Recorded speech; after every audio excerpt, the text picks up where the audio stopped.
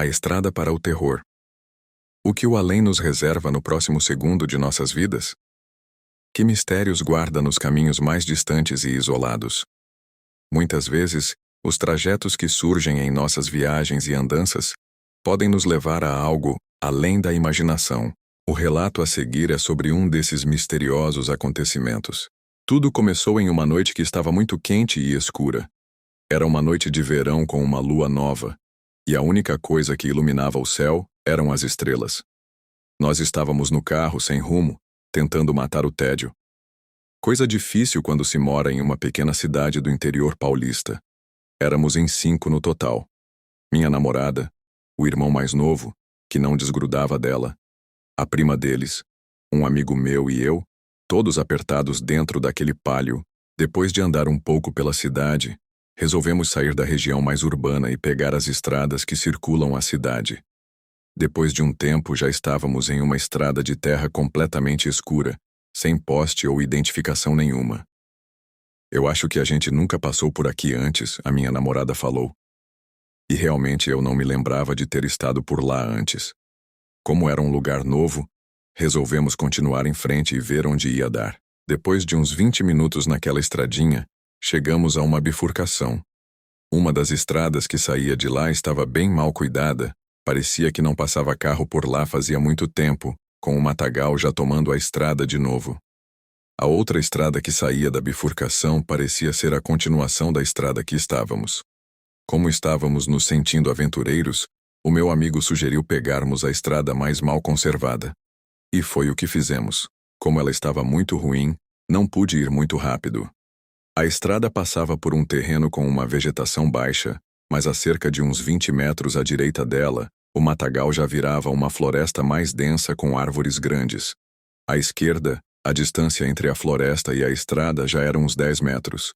Cerca de uns 40 minutos depois, ainda estávamos passando pela estrada. Então, alguma coisa na nossa frente chamou a atenção. Haviam umas árvores caídas no chão, bloqueando a estrada. Nós pensamos no que fazer e depois de alguns minutos resolvemos tirar as árvores e continuar em frente. Eu e o meu amigo descemos do carro e com algum esforço conseguimos limpar o caminho. Então voltamos para o carro e continuamos a seguir a estrada. Menos de 20 minutos depois acabamos chegando no fim da estrada. Ela ia parar em uma casa, um casarão, para ser mais exato. Nós achamos estranho ter uma casa daquelas ali, tão longe da cidade, quase escondida no meio do mato. E que casa! Tinha 2 andares e um monte de janelas espalhadas por toda a fachada. Contamos 8 embaixo e 9 janelas no andar de cima. A porta de entrada era imensa, com uns degraus de pedra na frente, assim como os batentes. A casa estava completamente acabada. As janelas pareciam estar podres. Já que tínhamos tido tanto trabalho para chegar lá, resolvemos dar uma olhada dentro da casa.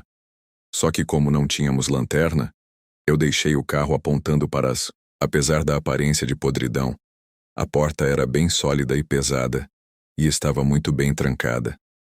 O jeito foi tentar uma das janelas. Sem muito esforço, conseguimos abrir uma, que quase desmanchou quando puxamos. O meu amigo entrou primeiro, para dar uma olhada lá dentro ver se o chão não estava podre, se o teto ou as paredes pareciam que iam cair ou qualquer coisa assim. Depois de algum tempo, ele apareceu na janela de novo, falando que estava tudo bem. Então o irmão mais novo da minha namorada entrou. Depois a prima, depois a minha namorada, e então eu. Nós tínhamos entrado em uma sala que parecia ser uma sala de jantar. Ela estava quase vazia, a não ser por umas cadeiras velhas de madeira jogadas em um canto. O chão também era de madeira e rangia, e estalava muito enquanto andávamos. Abrimos mais 2 janelas para iluminar melhor lá dentro. Depois de dar uma boa olhada nessa sala, resolvemos dar uma olhada no resto da casa. Essa sala tinha 2 portas. Uma porta dupla à direita que ia para outra sala onde estava a porta de entrada, e uma porta menor à frente, que levava para a cozinha. Nós fomos pela porta dupla, indo parar em uma sala muito grande, a sala de entrada. Esta sala tinha a porta de entrada à nossa direita, frente da casa, e uma escada à esquerda que levava ao segundo andar. Mas a escada estava completamente podre e quebrada, o que impedia que subíssemos para o segundo andar. Nós abrimos algumas janelas para iluminar essa sala também. Estávamos apenas conversando e andando por ali, quando o irmão da minha namorada falou que escutou um barulho vindo do andar de cima. Pensamos que ele queria só assustar a gente, mas então todos nós ouvimos o barulho. Era o mesmo som que o chão fazia quando a gente pisava nele. Deve ser o barulho da casa assentando, o meu amigo falou. É só a casa estalando, ela já está velha. Então ouvimos o som de novo, e de novo. Pareciam passos em algum lugar lá em cima. Não dava para dizer direito de onde vinha. Então todos, menos a prima da minha namorada, nos aproximamos da escada para tentar ouvir melhor. E então ouvimos o som de novo. 3 passos. E de repente, parou. O irmão da minha namorada falou: "Será que tem alguém lá em cima?" Mas ninguém respondeu. Então, nós ouvimos um grito estridente, mas não estava vindo de lá de cima, e sim da janela. Era a prima da minha namorada. Enquanto nós fomos ver a escada, ela ficou na janela olhando lá fora. Ela veio correndo na nossa direção e começou a falar que tinha alguém ao lado do carro. Quando ela falou isso, eu senti o meu sangue esfriar e todos os pelos do meu corpo se arrepiaram. A minha namorada grudou em mim e tremia toda. "Você tem certeza que viu alguém do lado do carro?" O meu amigo perguntou. "Tenho, eu vi. Eu não vi de onde veio, mas estava parado do lado da porta do passageiro. Ninguém estava com a mínima coragem de ir ver se realmente tinha alguém lá. Então as luzes do farol começaram a ficar fracas. O que é isso? O que está acontecendo?" O irmão da minha namorada perguntou. "Acho que a bateria do carro está acabando." Eu respondi. A minha namorada começou a apertar a minha mão e a chorar, falando que aquilo não era hora para a bateria do carro acabar. Nós todos estávamos com medo. Alguns segundos depois, a luz do farol do carro apagou completamente. Nós 5 ficamos no mais completo silêncio. Então o meu amigo falou: "Alguém vai ter que ir lá no carro ver o que aconteceu." E claro que esse alguém era eu. Algum tempo depois eu resolvi que não tinha outro jeito. Eu ia ter que ir lá fora mesmo, no escuro. Eu falei que eu ia, e que era para eles ficarem onde estavam. Tentei fazer o mínimo de barulho até chegar na janela. Mesmo com os olhos acostumados com a escuridão, eu não conseguia ver nada. Só uma sombra mais escura que eu esperava ser o carro. E só o carro. Eu pulei a janela e fui devagar, segurando a chave do carro. Quando cheguei no carro, abri a porta e a luz interna acendeu. Achei isso estranho, já que se a bateria tivesse acabado, a luz de dentro do carro não acenderia. Então eu vi que o farol estava desligado. Senti aquele arrepio subir a coluna de novo. Apesar do carro estar destrancado, nós não ouvimos a porta abrir ou fechar. Como é que alguém ia conseguir desligar o farol sem abrir a porta? E por que, ao invés do farol simplesmente apagar, ele foi ficando fraco até apagar? Eu acendi o farol e antes que pudesse pensar no que estava acontecendo, o pessoal saiu voando pela janela da casa, berrando de pavor. A minha namorada e o irmão dela estavam chorando. A prima deles estava com uma cara de completo pavor e o meu amigo estava mais branco que uma vela. Eles praticamente se jogaram dentro do carro e começaram a gritar para eu trancar as portas e ir embora. Sem entender nada, mas já completamente apavorado, foi exatamente o que eu fiz. Foi um alívio quando o carro pegou de primeira. Fiz a volta e disparamos pela estrada de novo. Eu perguntava o que tinha acontecido, mas ninguém conseguia falar direito. A minha namorada só tentava acalmar o irmão dela, que estava chorando, assim como ela. A prima deles estava muda, e o meu amigo só falava para eu não parar, para continuar em frente. Quando todos estavam começando a ficar mais calmos, a minha namorada e o irmão dela já tinham parado de chorar. A prima já estava falando. Só dizia "já estou melhor" e mais nada. Virei para o meu amigo que estava no banco de trás e perguntei o que tinha acontecido. Quando eu olhei para trás, a minha namorada que estava ao meu lado berrou: "Para!" Com o susto eu sentei o pé no freio. O carro derrapou um pouco, mas parou.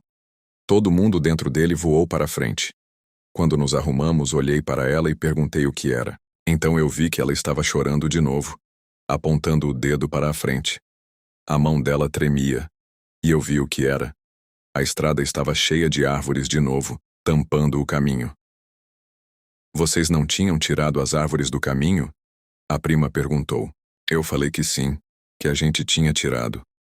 Isso foi o suficiente para o irmão da minha namorada começar a chorar de novo. Eu comecei a olhar em volta para ver se via alguém ou alguma coisa. Depois de um tempo, falei para o meu amigo: a gente vai ter que sair para limpar a estrada, não tem outro jeito. Ele falou para eu passar por cima das árvores mesmo.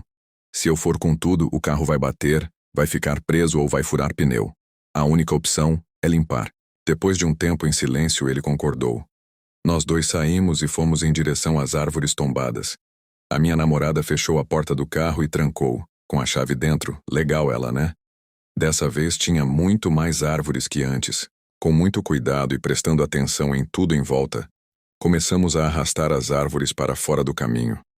Quando finalmente limpamos o caminho, olhamos um para o outro, com um olhar que dizia: vamos embora daqui. Quando estávamos voltando para o carro, ouvimos um barulho no mato. Paramos no lugar e olhamos à nossa esquerda. Não dava para ver nada, ainda mais com o farol do carro na nossa cara. Então, de repente, alguns passarinhos saíram voando. Isso foi o suficiente para nós dispararmos em direção ao carro. O pior foi que, quando chegamos lá, ninguém queria abrir a porta para a gente. Batíamos na janela, mas o pessoal só chorava e berrava lá dentro, completamente apavorados. Eu e o meu amigo já estávamos quase entrando em pânico. Ele já estava procurando uma pedra para quebrar o vidro, quando a prima da minha namorada finalmente destrancou a porta. O meu amigo entrou pela porta do motorista e se jogou no banco de trás. Eu fui atrás dele. Mal sentei no banco, já meti o pé no acelerador, a porta fechou com o carro disparando. Apesar da velocidade com que saímos, ainda conseguimos ver, saindo do meio do mato, uma mancha escura com formato humano. Era muito alto aquilo. Parecia ter mais de 2,5 metros. A minha namorada e a corajosa família dela se desesperaram quando viram aquilo. Começaram a chorar feito bebê assustado. Desde aquele ponto até a estrada de terra, eu não tirei o pé do acelerador. Carro pulava mais do que boi bravo, naquela estrada esburacada e mal conservada. Quando chegamos numa estrada de terra melhor, entrei com tudo, e também não diminui a velocidade. Só relaxei o pé quando pegamos a estrada de asfalto. Na estrada asfaltada, estávamos mais calmos, e finalmente relaxei o acelerador. Ninguém falou nada até chegarmos à cidade. Quando chegamos, fomos direto para a casa da minha namorada. Os pais dela tinham saído. Enquanto ela, o irmão e a prima entravam na casa, puxei o meu amigo para o canto e perguntei o que tinha acontecido dentro da casa para saírem correndo daquele jeito.